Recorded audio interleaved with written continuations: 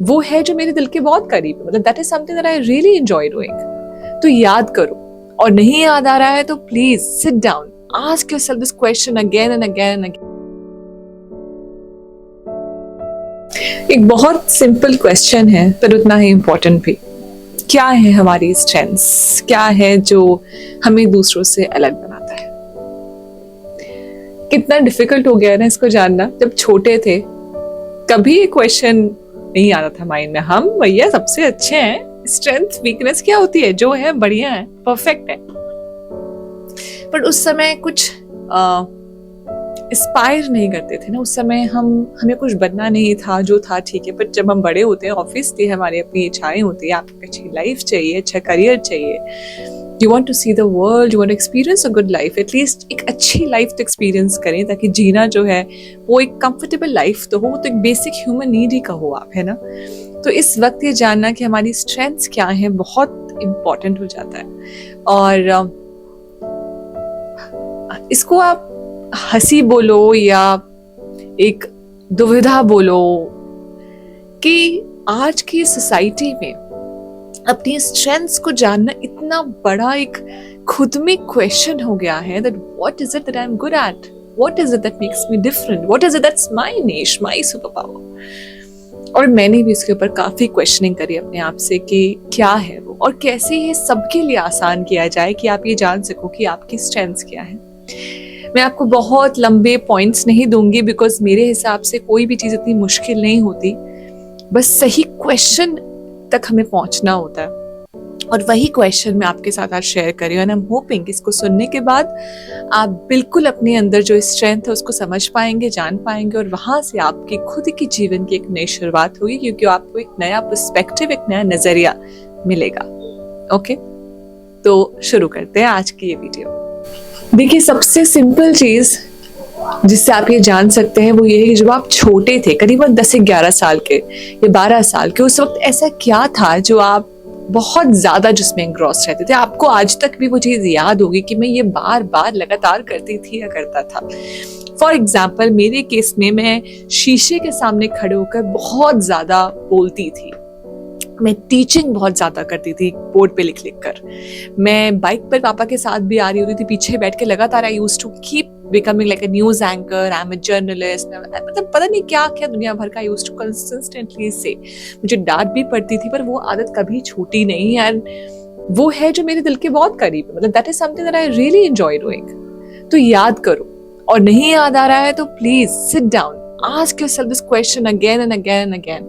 I promise you 2-3 दिन में आपको जवाब मिलेगा, और आप खुद यहाँ पे आके लिखोगे कि आपको समझ में आया कि ऐसा क्या था जो बचपन में बहुत एंजॉय कर। वो एक चीज आपको उस स्ट्रेंथ के पास ले जा सकती है। दूसरी चीज, आपकी वीकनेस क्या है?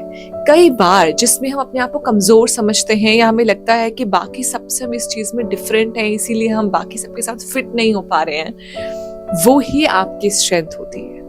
फॉर इंस्टेंस, मैं आपको एग्जाम्पल देती हूँ, अगर कोई ऐसा है जो बहुत इमोशनल है, उसे बुरा जल्दी लग जाता है, किसी की प्रॉब्लम देखकर उसके बहुत ज्यादा फील होता है, वो किसी के साथ इनइक्वालिटी नहीं देख सकता, तो ऐसा इंसान का EQ बहुत ज्यादा होता है, पर वो ये सोचता है कि उसकी कमजोरी है जो उसके लिए एक चैलेंज है, और वो इसके साथ इस दुनिया में सर्वाइव नहीं कर पाएगा, लोग उसको एक्सेप्ट नहीं करेंगे। बट द फैक्ट इज कि वही उसकी स्ट्रेंथ है। उसको जरूर ऐसा करियर चूज करना चाहिए जहाँ पे उसका EQ की जरूरत हो, उसके इमोशंस की जरूरत हो। ऐसे लोग काफी अच्छे आर्टिस्ट होते हैं। सो सी, वो उसकी वीकनेस उसे लग रही थी, पर वो ही उसकी स्ट्रेंथ थी, और उससे ही वो भाग रहा था आज तक, है ना प्रॉब्लम। जो आप में अच्छा है, जो आपको दूसरों से अलग बनाता है, उससे ही भाग रहे हो। क्यों? शायद वही आपकी स्ट्रेंथ है, देखो तो एक बार होके। इसके अलावा जब आप कहीं किसी के बीच में जाते हो, है ना, लोग आपको यूजुअली किस चीज के लिए नोटिस करते हैं या अप्रिशिएट करते हैं या आपको थैंक यू बोलते हैं कि तुम्हारे होने से ये चीज डिफरेंट लगी मुझे, तुम्हारे होने से ये हो पाया। जैसे कभी कभी कुछ लोग ऐसे होते हैं जिनसे आप बात करो ना, तो आपको बड़ा एक रिलैक्सिंग फील होता है कि ये ना होता है यार, तो कोई तो मेरी बात सुनता ही नहीं। They very good listeners, so people like to count on you, they want you to be around them. कुछ ऐसे होते हैं जो हर पार्टी के जान होते हैं, उनके होने से वहां एकदम जोश आ जाता है सबके अंदर, तो वो आपकी स्ट्रेंथ है।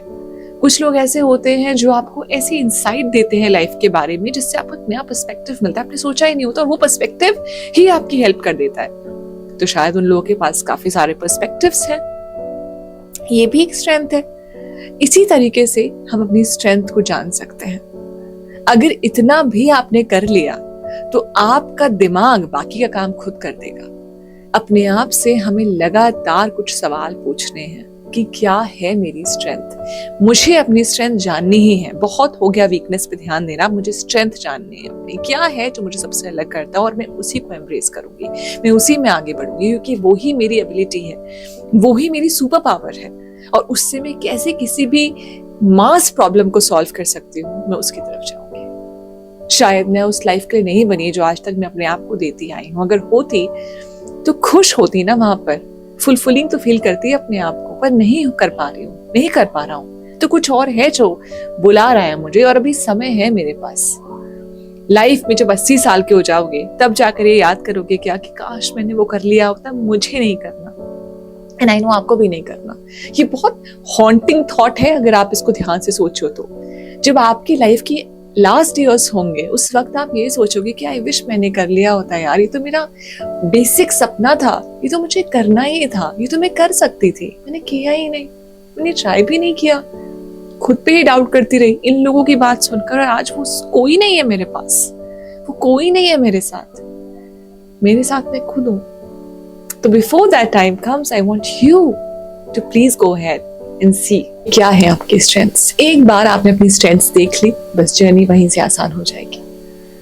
ये छोटी बात नहीं है, ये बहुत बड़ी बात है। अगर आप इसको समझ रहे हो तो, अगर आप इसको समझ रहे हो तो ये बहुत बड़ी बात है।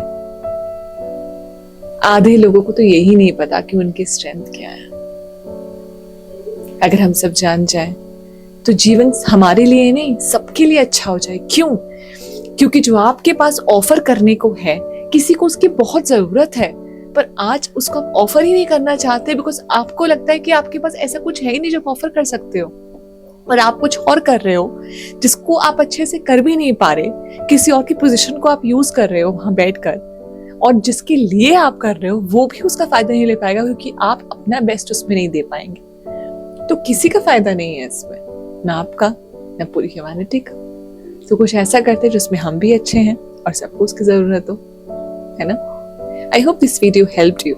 If it did, you have to share it with people who truly want to find purpose of their life and strengths. Channel को आप सब्सक्राइब कर सकते हैं, लाइक कर सकते हैं। मुझे करना बहुत पसंद है और मैं चाहती हूँ कि मैं करती रहूँ। इसके लिए आप लोग की सपोर्ट की जरूरत है ना? अभी के लिए bye, take care and lots of love to all of you.